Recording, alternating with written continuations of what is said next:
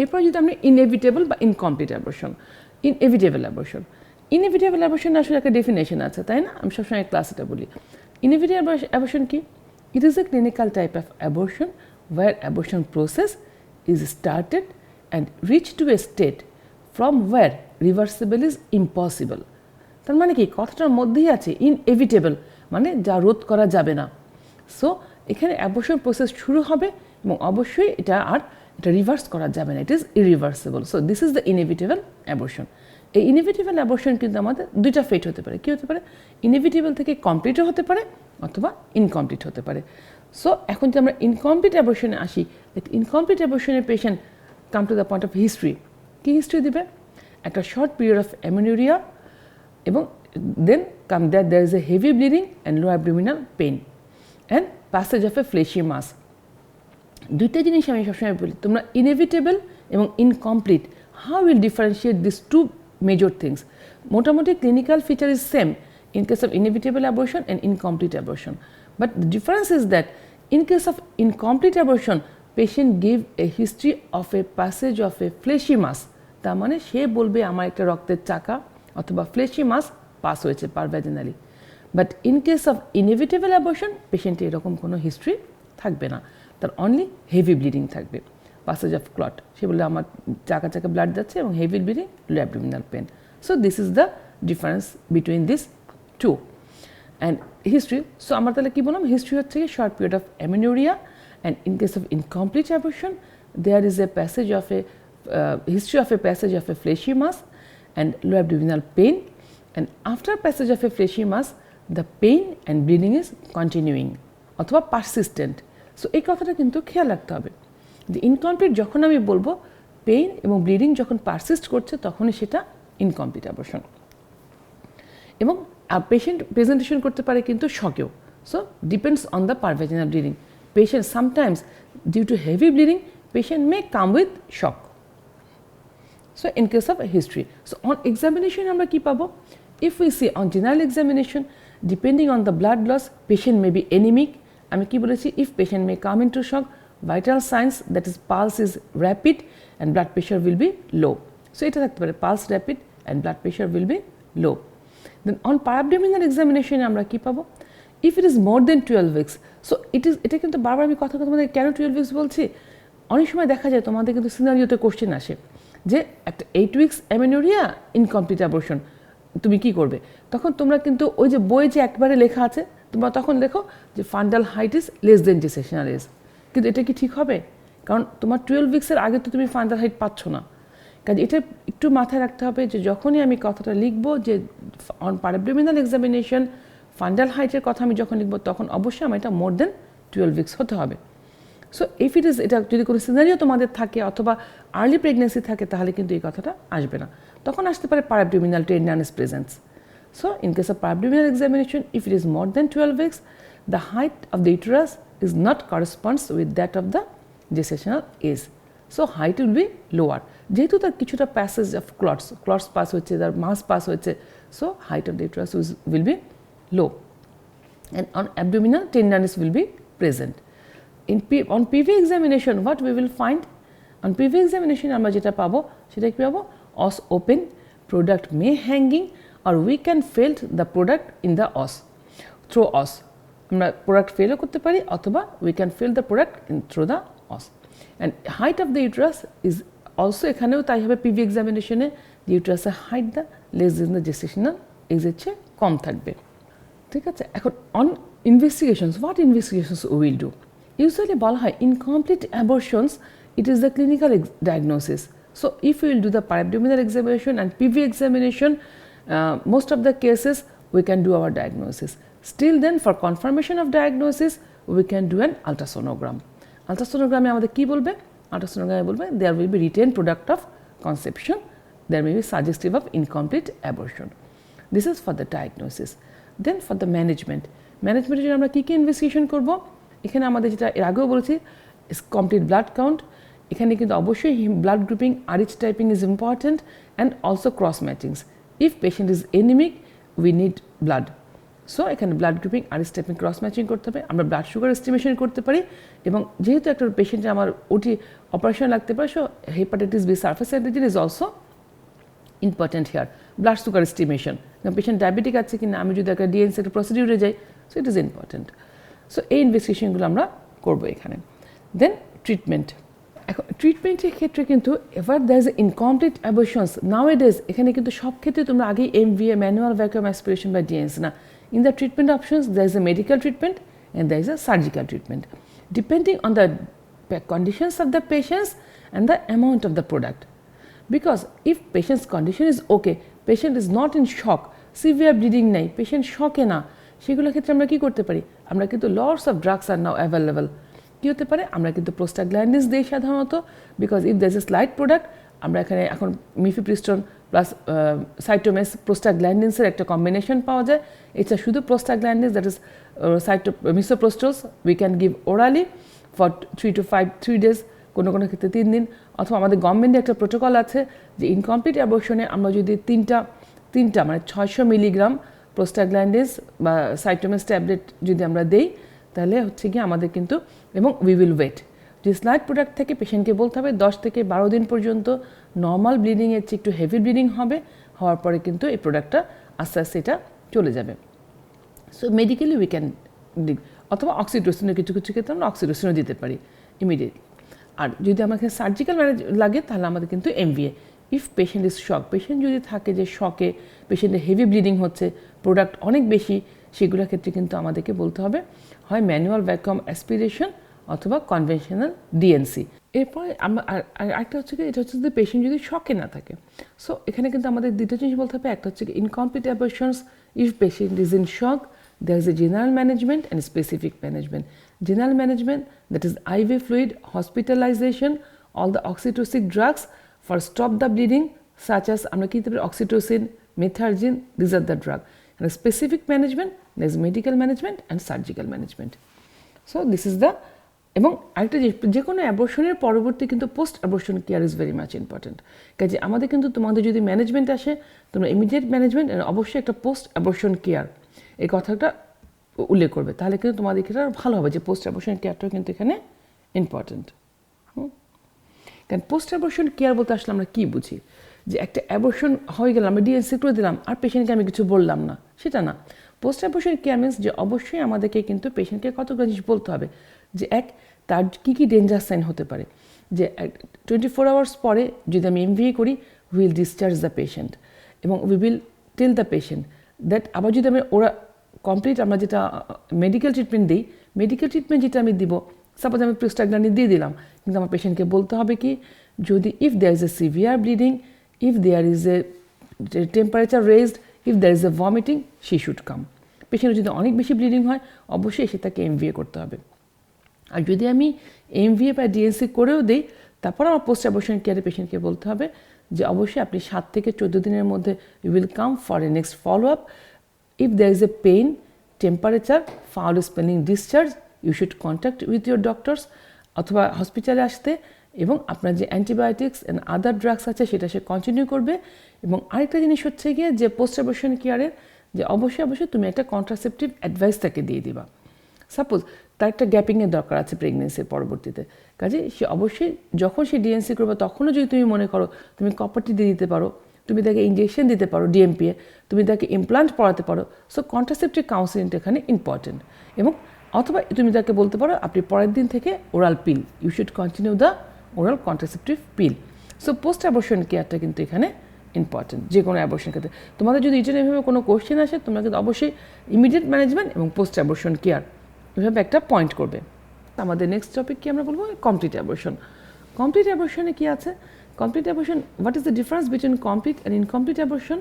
Complete abortion means here it is a clinical type of abortion where the entire product is expelled out, মানে whole product expelled out হয়ে গেছে by en masse.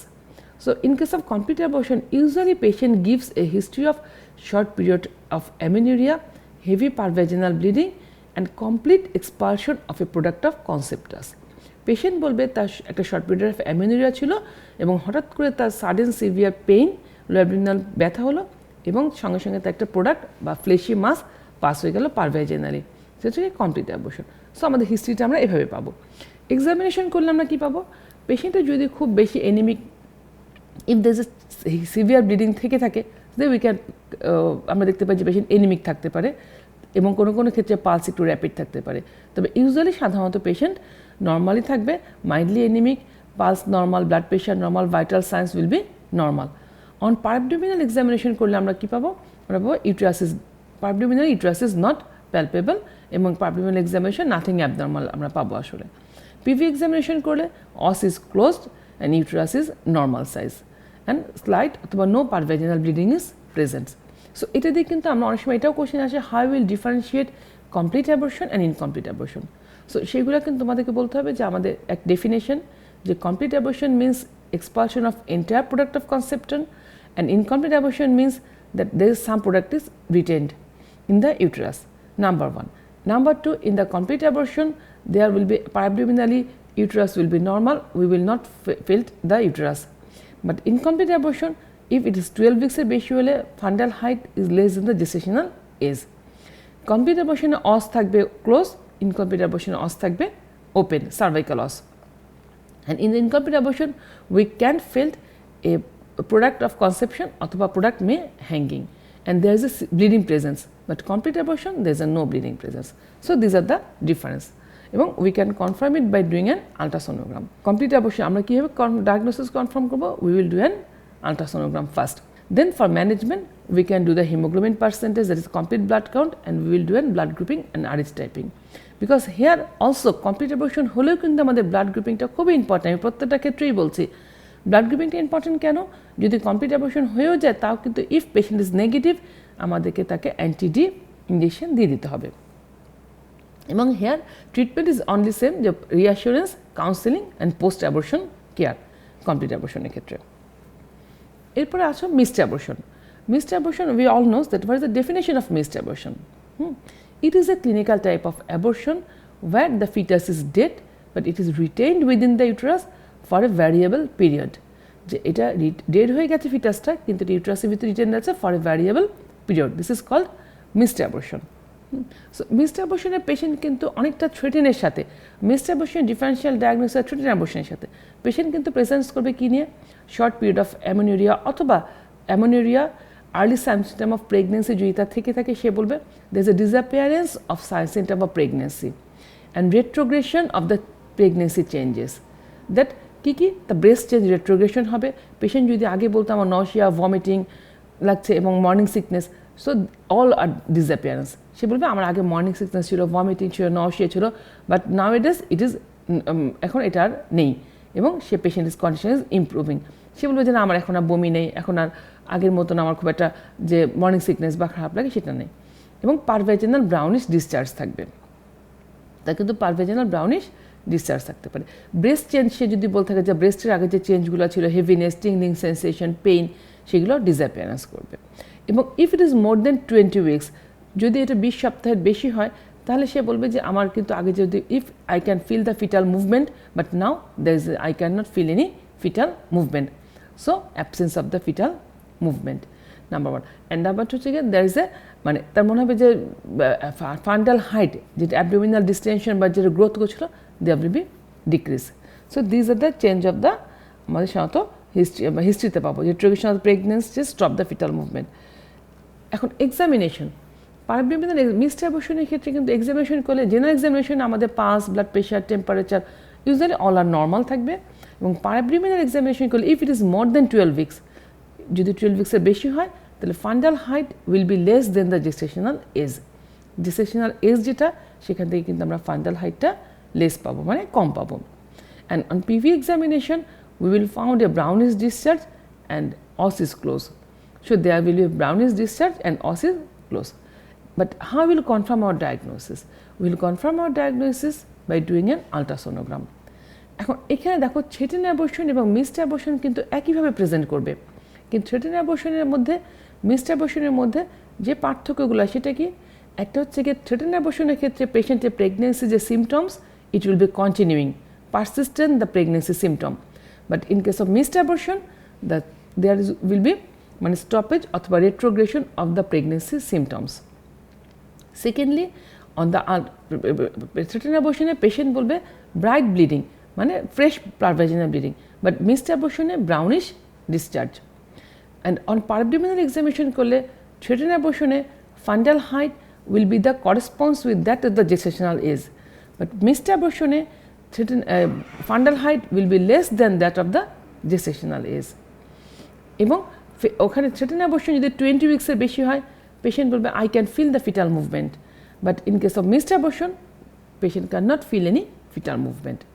And after 12 weeks by Doppler যদি আমরা দেখি fetal heart rate, we will found the fetal heart rate in threatened abortion, but missed abortion we will not found any fetal heart rate, and we will confirm it by doing an ultrasonogram. Ultrasonogram করলে আমাদের বোঝা যাবে যে আল্ট্রাসোনোগ্রামে যদি আমার বলে এখানে missed abortion বলে কি বলবে ফিটাস ইজ ডেড, কারণ আসলে মিসড অ্যাবর্শন আর আইইউডি কিন্তু একই জিনিস। আইইউডি কখন হবে? এটা যদি 28 সপ্তাহের পর, if the foetus is dead and after 28 weeks it is IUD, but if the foetus is dead before 28 weeks 28 সপ্তাহের আগে এটাই কিন্তু মিসড অ্যাবর্শন। সো আলট্রাসোনোগ্রামে আমরা পাবো যে এখানে বলবে যে দের ইজ এ মিসড অ্যাবর্শন। আচ্ছা, আর ফর ম্যানেজমেন্টের জন্য আমরা কনফার্ম করা ডায়াগনোসিস কনফার্মের জন্য আলট্রাসোনোগ্রাম করবো, এবং for management purpose will do some blood test. Because what are the blood test? এখানে complete blood counts, blood grouping, RH typing, cross matchings because blood may be needed, and another things is এখানে coagulation profile is very much important, because we all know that in case of missed abortion there is a chance of disseminated intravascular coagulation, that is DIC. So এই DIC এর জন্য কিন্তু আমাদের কি করতে হবে? BT, CT, platelet count, prothrombin time, these are the important coagulation profile. FDP, fibrin degrading product, if facility is available. So we should do the coagulation profile. We will confirm our diagnosis by doing an ultrasonogram, and we will also do the blood grouping cross matching, এবং এখানে আমাদের HbA1c, blood sugar estimation, এগুলো আমাদের ম্যানেজমেন্টের জন্য কিন্তু প্রয়োজন। এবং দেন ম্যানেজমেন্ট, এখন ম্যানেজমেন্ট আমরা কী করবো মিসড অ্যাবর্শনে?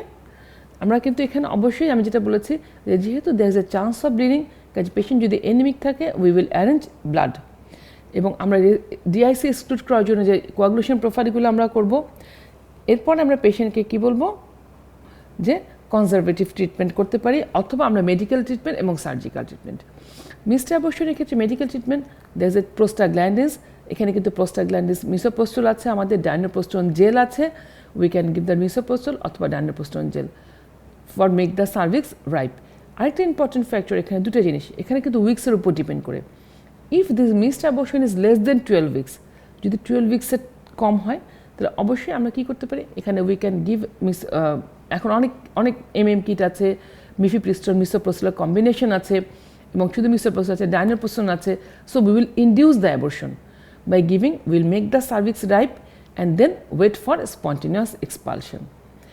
স্পন্টেনিয়াস এক্সপালশন যদি না হয় 12 weeks-এর নিচে হলে we can do manual vacuum aspiration অথবা কনভেনশনাল ডিএনসি।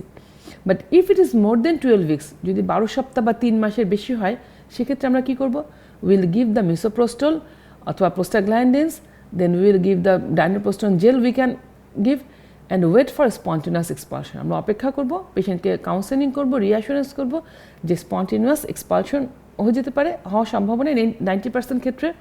কিছু কিছু ক্ষেত্রে এখানে কী হয়, there is a chance of retained placenta.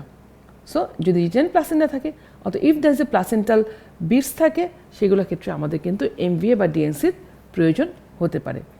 So this is the treatment. আমাদের ফার্স্ট এবং সেকেন্ড ট্রাইমাস্টার সাধারণত আমরা এভাবেই মিসড অ্যাবর্শন ট্রিটমেন্ট করবো। তো আরেকটা জিনিস এখানে আমাদের ইম্পর্টেন্ট, যদি নেগেটিভ ব্লাড থাকে অবশ্যই তাকে আমরা অ্যান্টিডি দিয়ে নিতে হবে।